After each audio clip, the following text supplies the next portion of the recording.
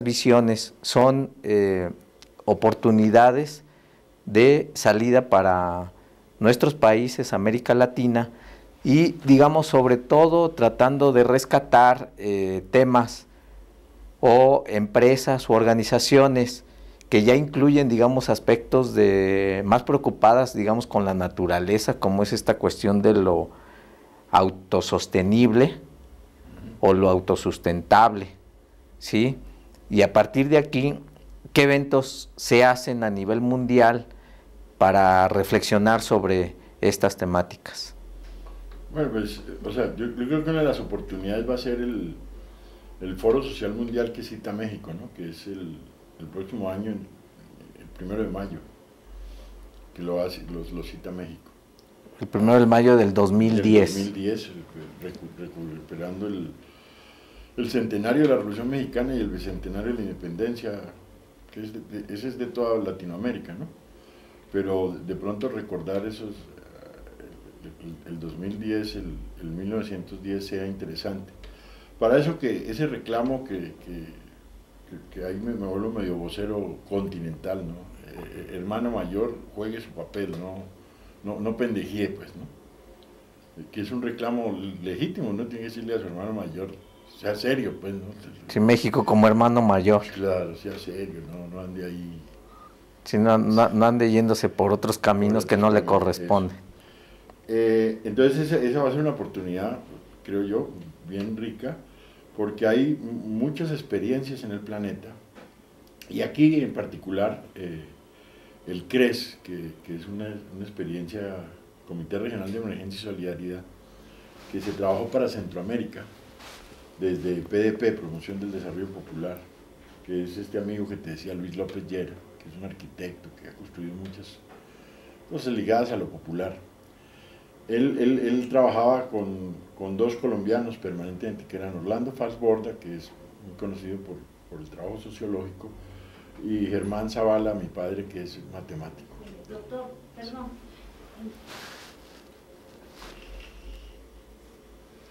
En ese proceso, por lo que, pues digamos que toda la obra de Orlando, que está en muchos idiomas, etcétera, y algunas de los textos de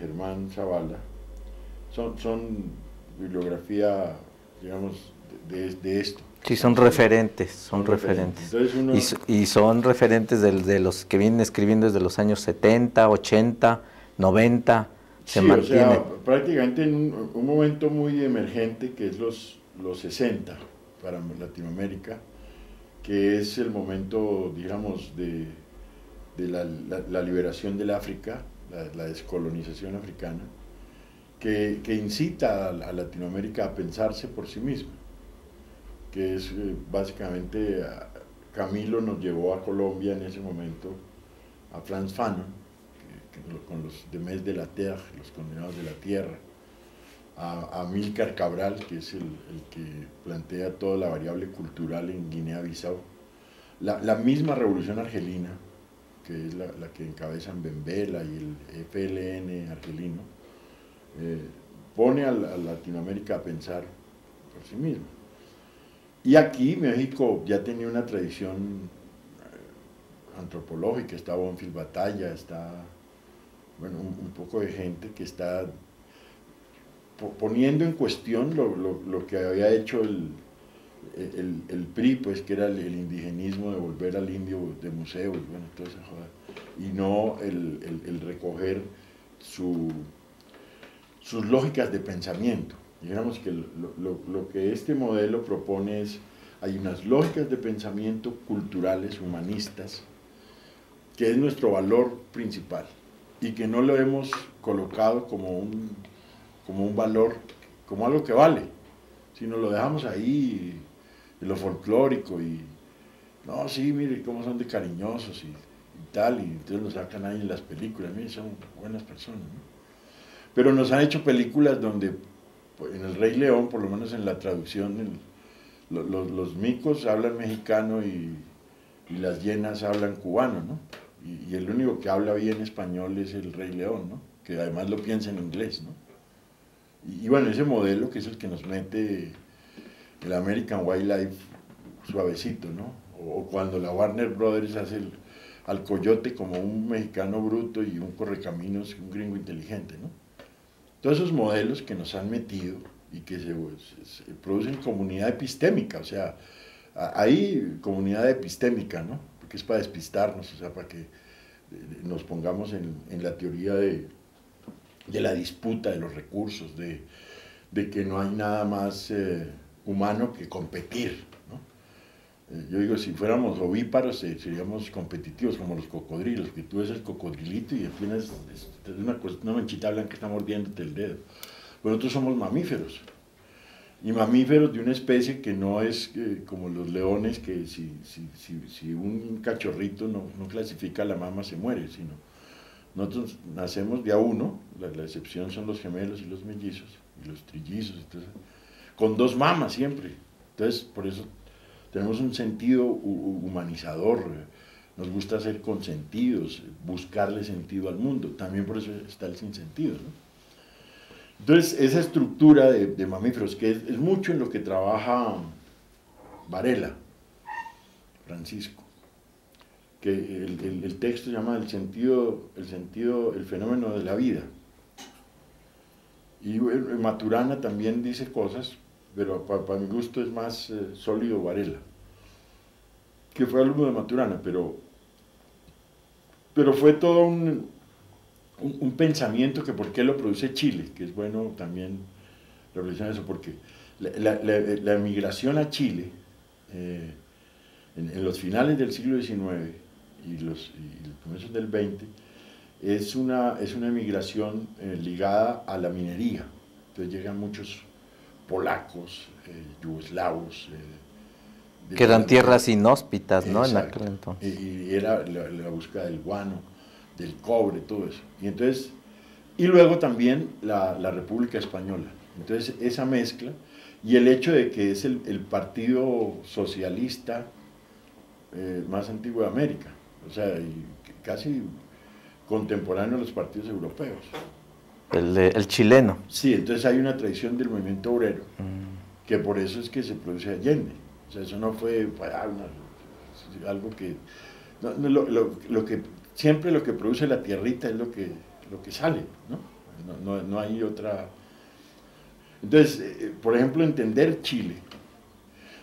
Yo digo, en el caso del desarrollo territorial, si hubiese triunfado la unidad popular, no se hablaría de capital social, sino de social capital, por decirlo así, ¿sí? Pero es decir, es todo lo que produjo Chile, que fue una reflexión, bueno, una que es ganar por elecciones el poder para los proletarios, ¿sí? Toda una serie de paradigmas que dio Chile. Sí.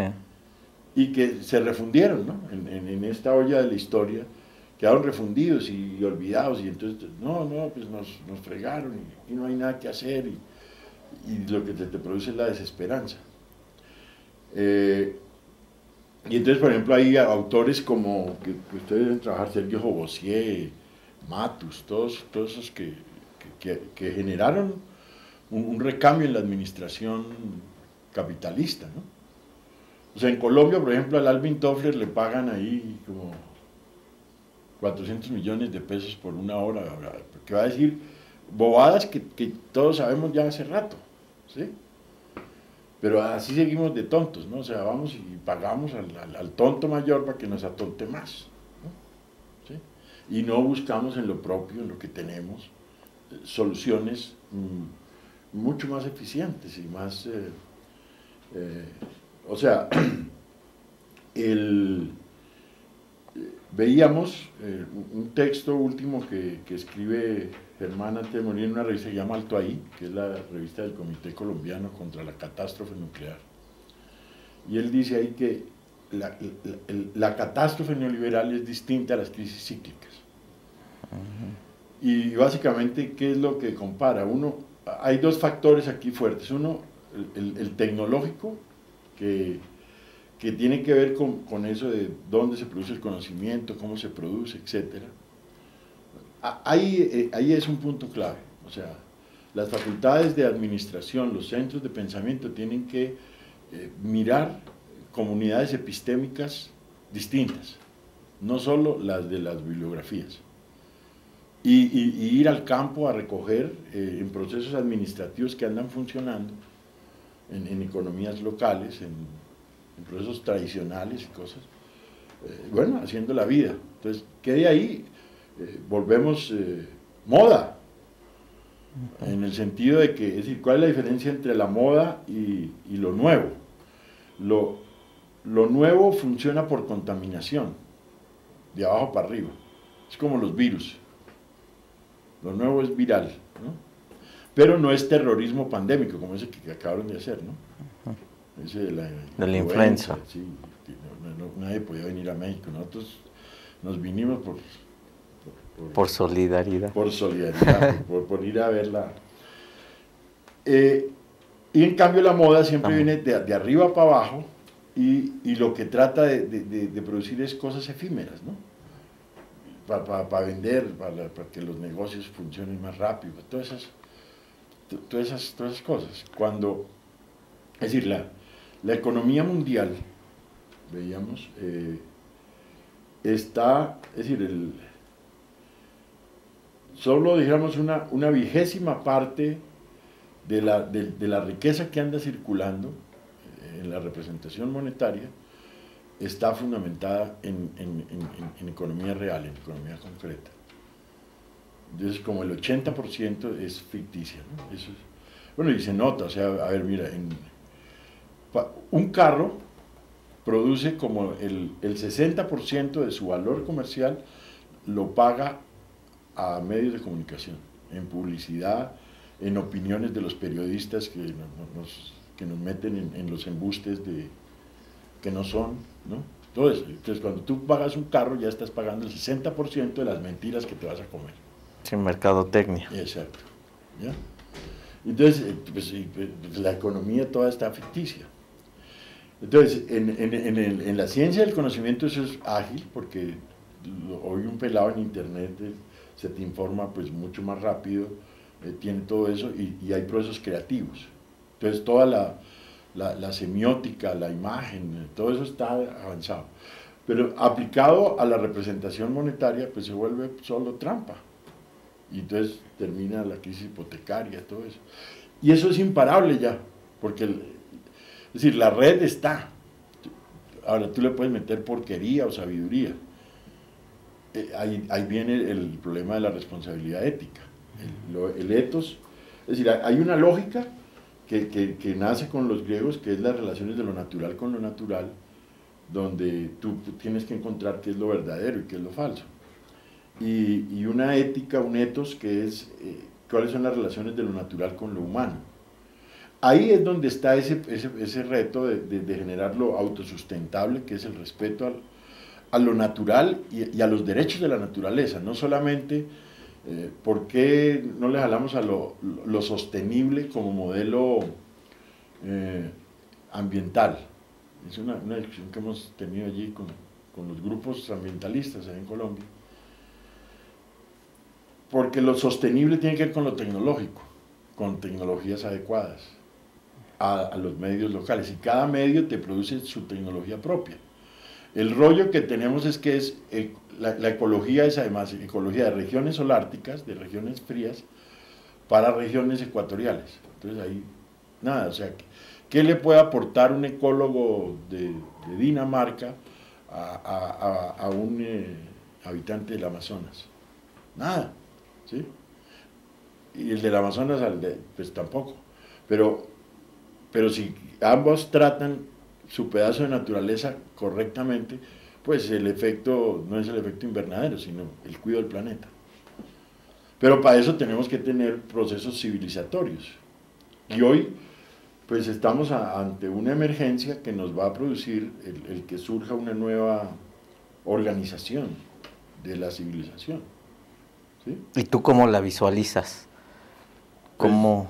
Pues, yo siento que uno, pues tenemos que estar dispuestos a mirar el mundo nuevo.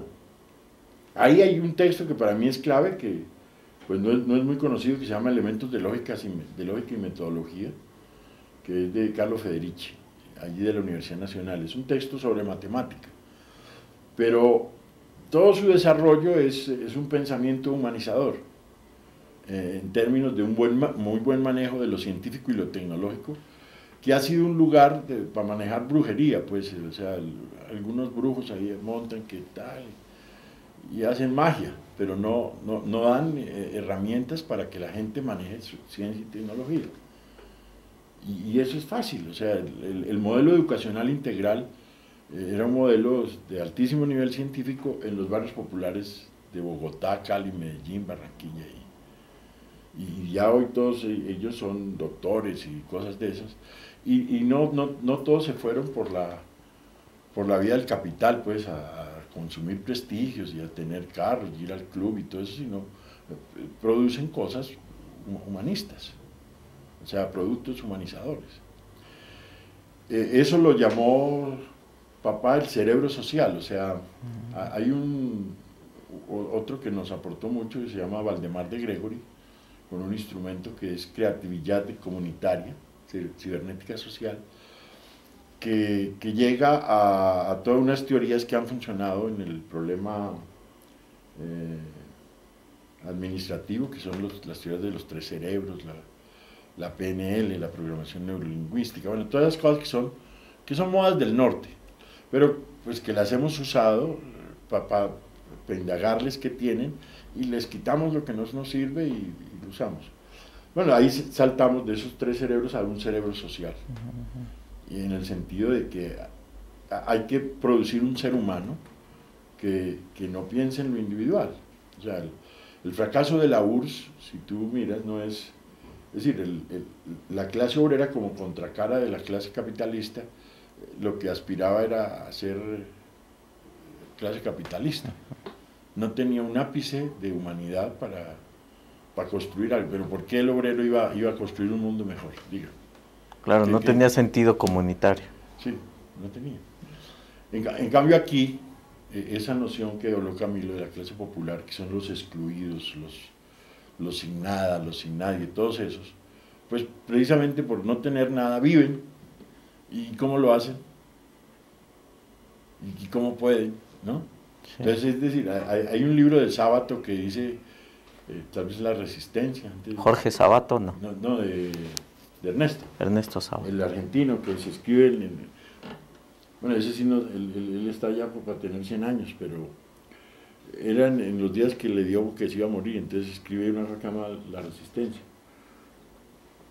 Y cuenta ahí que va a Chile a unos barrios que produce el pinochetismo y donde menos posibilidades hay para la vida y está mejor, ¿no? En términos de lo solidario, de todo eso, ¿no? En un barrio hay que montaron los de Pinochet, pues, para mandar a todos los excluidos, ¿no? Entonces ahí él encuentra eso, ¿no? Entonces, pero eso lo podemos encontrar en todo lugar y en todo momento. El problema es que tenemos que prepararnos para ver lo que tenemos que ver.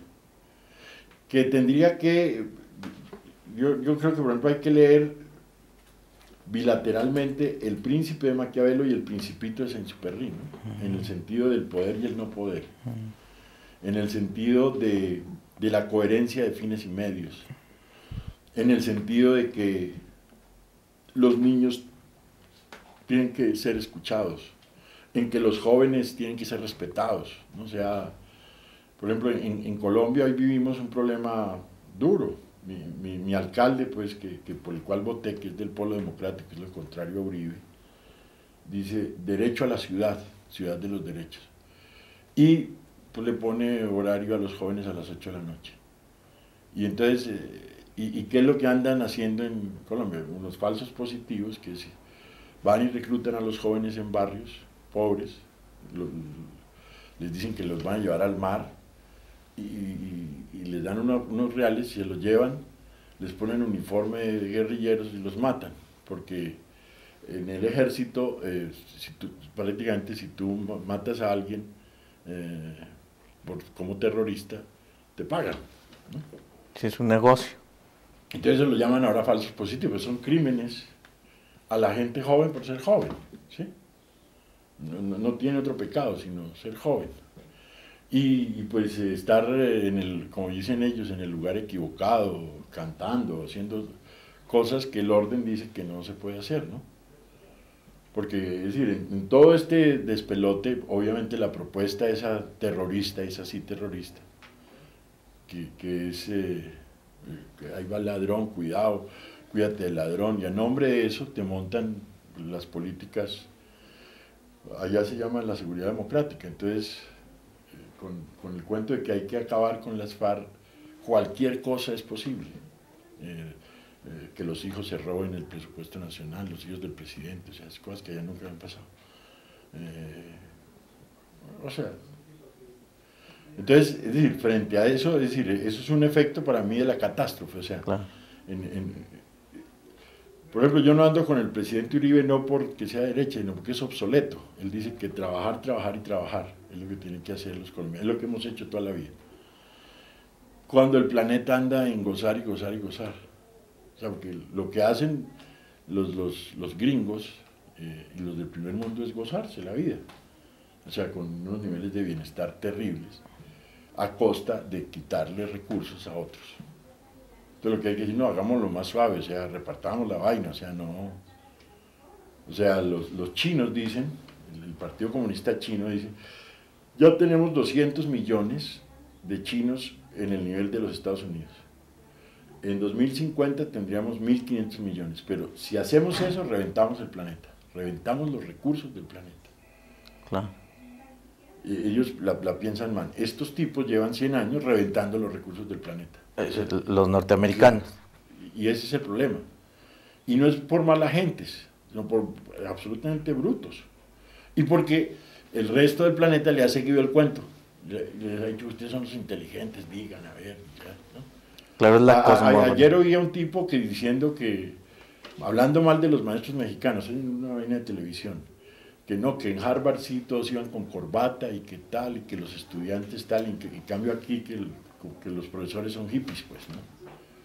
Como si el problema de una enseñanza fuera la corbata o no corbata. Entonces, sí, la imagen. Pero eso es estúpido. Y el tipo estaba hablando como un gran profesor y diciendo pues que la educación en México era mala. Y bueno, un poco de barrabosa, no sé si ha estudiado seriamente eso, ¿no? Porque hablaba con una profesora que nos cantó además, que decía, yo hice sexto de primaria en la época de Cárdenas, y decía, cantábamos el himno mexicano, otro himno y la internacional socialista, y nos educábamos mirando el mundo, el problema de la reforma agraria, el trabajo, que eran los momentos, eso es el momento del progreso, todo eso, ¿no? Entonces, ¿cómo van ahora a referirse a la educación como tan fácilmente? Sí, ¿no? sí, de manera tan simple. Tan simple, a liquidar unos esfuerzos culturales muy, muy, muy profundos. O sea, por ejemplo, ¿por qué tenemos el 15 de mayo la fecha del maestro? Eso fue una pelea de la Mistral. La premio Nobel. Gabriela Mistral. Claro, y era para dignificar a las maestras de América, porque las maestras de América se enfrentaron en esos momentos del progreso. O sea, los curas no eran en esa época tan pedrastras como ahora, sino eran más bien feministas. Entonces en mi tierra había un dicho que era, no hay deuda que no se pague, no hay burro que no patee, no hay cura que no lo pida y maestra que no lo dé, porque los curas controlan a las maestras. Entonces, dignificarlas era que pues, levantaran su propio marido, etc. Y esa fue la pelea de la Gabriela Mistral, por ejemplo. Y es una pelea de lo que hoy llaman de género y esas cosas. Y unificó a toda América en eso. O sea, toda América conmemoramos el 15 de mayo, el Día del Maestro y la Maestra. Pero fue más de la maestra, ¿no? Porque era para dignificarla, para que no fuera usada. Y para ese planteamiento que era que del romanticismo, de que el libre pensamiento y el pensamiento te iba a dar la libertad. Y eso era función del maestro. Y obviamente todos esos maestros no estaban solo en el aula, sino salían más allá del aula, era el líder cívico, era el que te construía, ¿no? Hoy se puede volver a eso. O sea, son tradiciones que no hay que perderlas. En un libro que se llama La paradoja de la diferencia,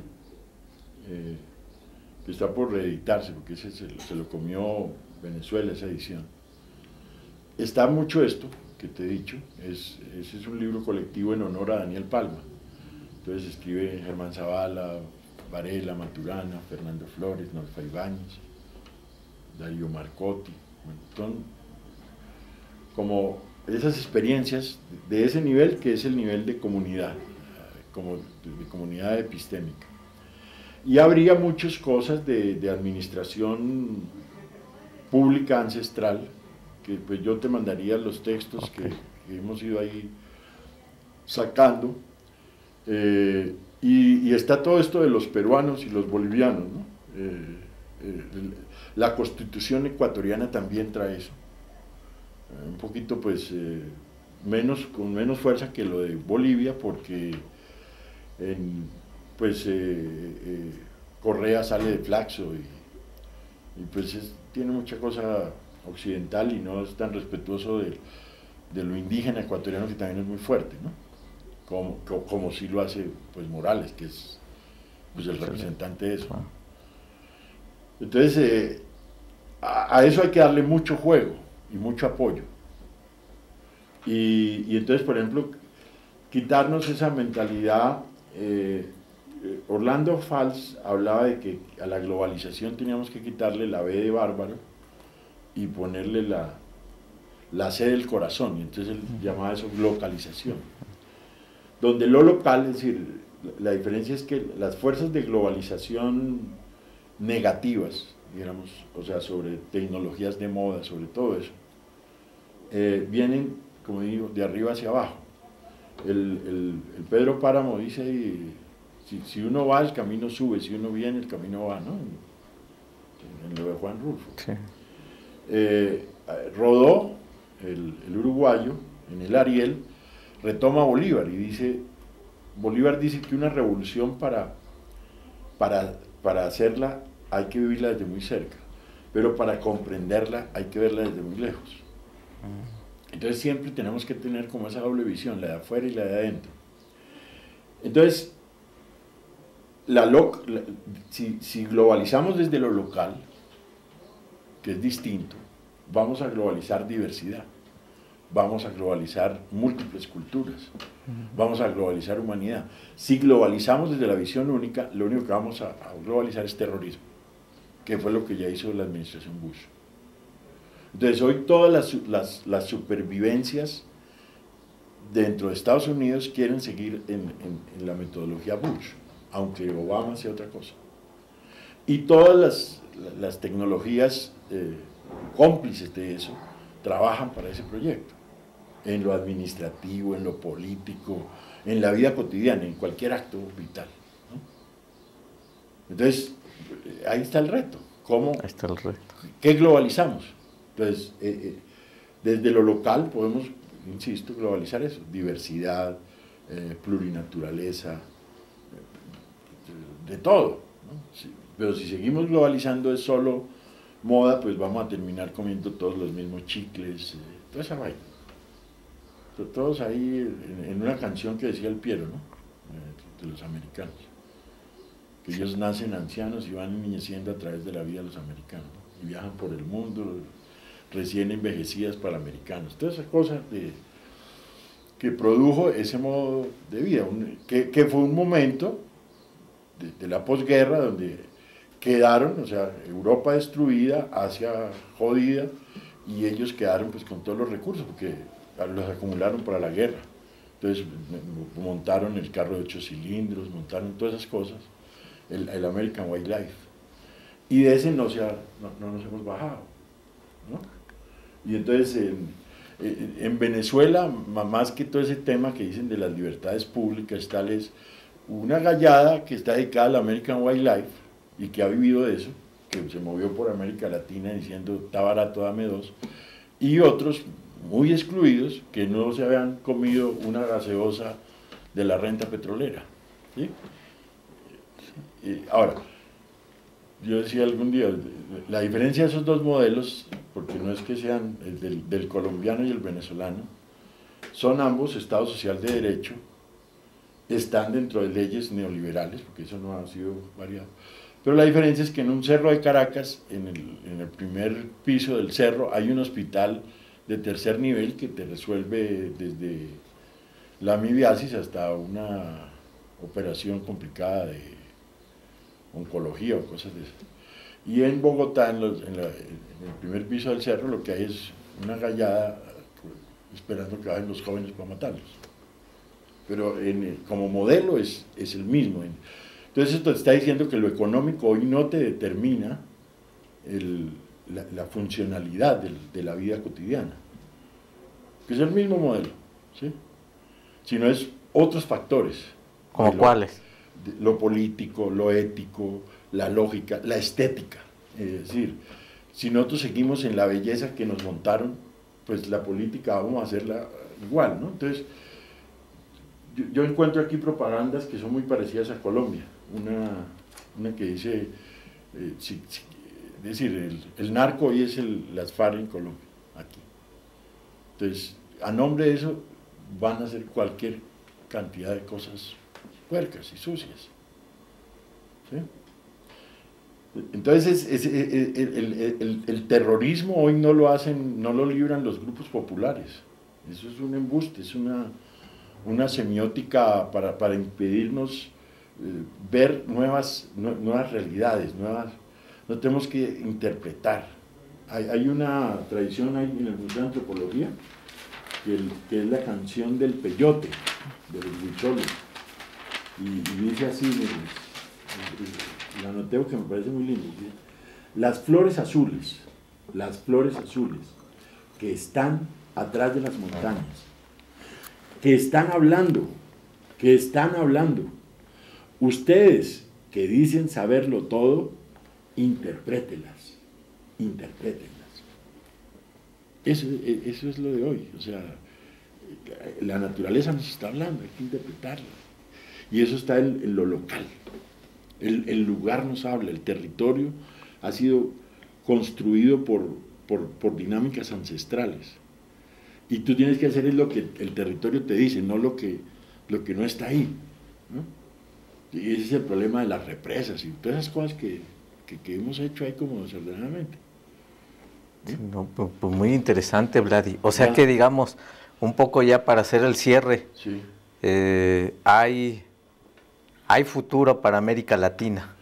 Claro que hay futuro, o sea, tenemos que decir, o sea, somos la región más desigual